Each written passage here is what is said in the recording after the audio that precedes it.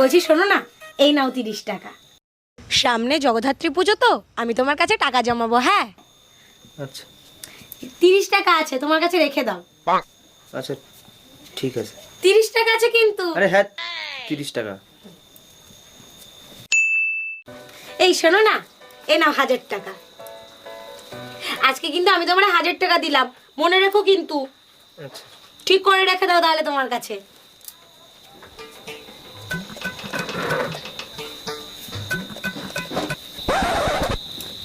দাও আমাকে 30,000 টাকাটা দাও। 30,000 টাকা?